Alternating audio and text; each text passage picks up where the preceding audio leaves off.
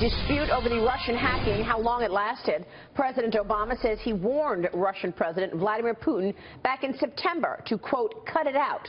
While interim DNC chair John of Brazil says the interference occurred until after the election. This coming as top senators seek a special select committee to investigate this hacking. I want to bring in Lieutenant Colonel Tony Shaffer right now. Lieutenant Colonel, good to see you. Good to see you. What's your take on the differing timelines and really Russia's overall impact on our election? Well, I think, like so many things, it's all about supporting a narrative which is not necessarily true. What we've seen is that there are a lot of things going on, and let me give you a little hint here. The Russians haven't stopped hacking us.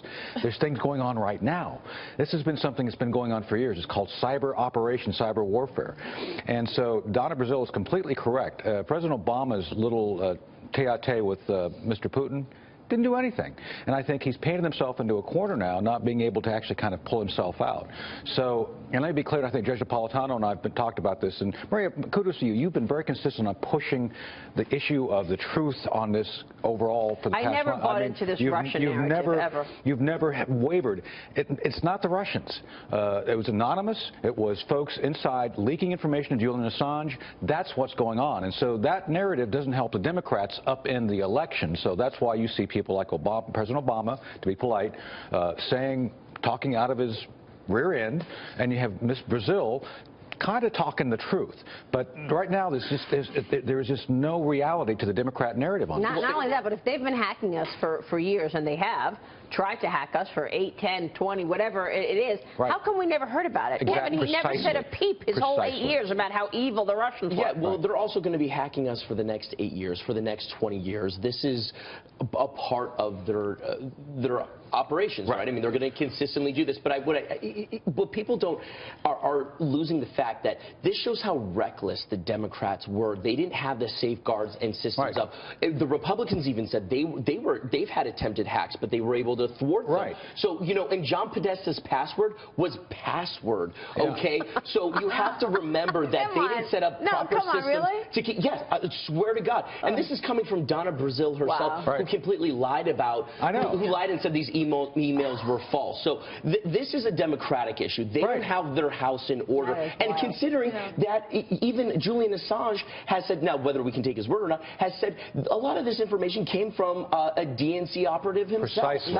That's what Julian Assange said. So the Democrats are trying to blame somebody but themselves when they have only themselves to blame. But it's not just the Democrats. I mean, I think some of the problem is that we've seen some heads of our intelligence agencies giving media interviews slamming the president-elect. Well, and intelligence has become politicized. I think that's the bigger problem. Yeah, it has. Oh, John Brennan has completely become politicized in this. And let me be very clear on this. I've said this in several interviews.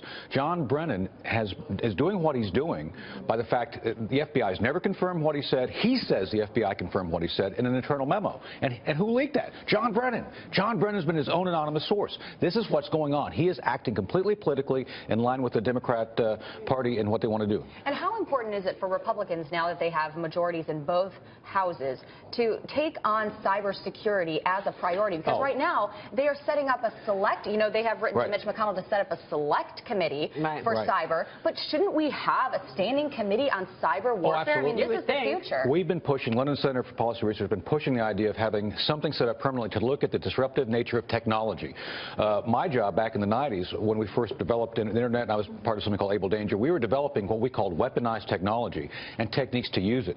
So this is not new to us. The problem is that the Russians and Chinese have been much more aggressive in applying the trade and using technology than we have. So while even the North Koreans. And North Koreans too. And so this, and the problem is that this is not sexy. It's very complicated, and a lot of the old fogies in Congress just don't want to deal with it. So I do believe that Mr. Trump and others coming in right now, who, you know, some of my fellow warriors on this, I think will have to push folks to do this. But we have to have better law, better understanding, and for goodness sake, policy to use stuff in response to the attacks we have. Will Donald Trump do that? I mean, how does Donald Trump respond now to this threat from Russia? I think Tony and I largely agree on this. You have to actually have a policy and a strategy as it relates to Russia. The problem is, over the past 8 years, is that our current president and his team, they put all of their chips on Medvedev. They thought that he was going to be the guy. They thought he was going to have all the power. They clearly miscalculated. 4 years ago, why would they think that, knowing that of the power of Vladimir Putin? 4 years ago, reckless euphemism. Yeah. I even told President Barack Obama, when Barack Obama, he's like, oh, I have more leeway under my second term. And Medvedev's like, I will relay that to Vladimir. It was a strategic miscalculation for putting their chips in with Medvedev. They dismissed Putin 4 years ago. And now we've seen, so what we have to have, Tony, and I'd love to know your thoughts, is I think we need a comprehensive strategy as it relates to Russia and China, because at the moment they push us, they steal our drone, they do things, and there's no response. They know what they can get away with. Let me be clear on this. I do not like Vladimir Putin. He's a crook. He's a criminal. He's a thug. With that said, we don't have a policy. President Obama's policy has been to just hope for the best, like to bet on the wrong horse. So you need to get over that. Hope is not a strategy. Hope is not a strategy. Look at what Donald Trump is walking into. You've got the uncertainty surrounding Russia. You've got China now stealing our drone in the South China Sea. You've got Iran and the deal that President Obama put together. But tell us what you think the priorities for Donald Trump and his administration should be, given the hot spots in the world. 2 words. First, leadership. Second, respect.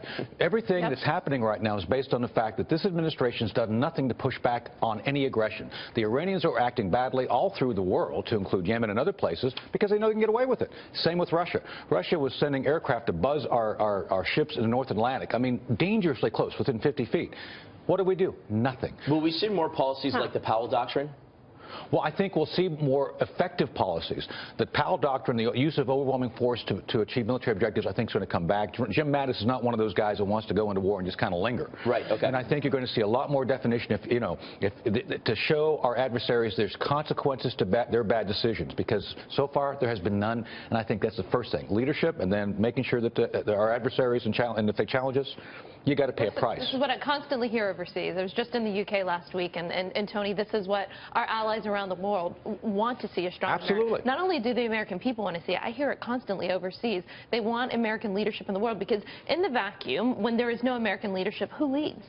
China, Russia. You see what's happening in Aleppo right now. I'm not comfortable with the world. Saudi Arabia is carpet bombing Yemen, and we've had to actually seize some of our arms sales to the Saudi Arabian regime. Well, we're actually working on an Arab NATO where you would be a lot more uniform policy application to build on our coalitions. That's something we've been working on for the past year. But by the way, all the principals that are going into the administration have been working on this issue, on the defense side anyway. So I think this is something we should do. Look at the right policies, as you point out, and then work with consistency. If you say you're going to, if the red line is there, for goodness sake, make sure the red line is there, and if you cross it, there's consequences.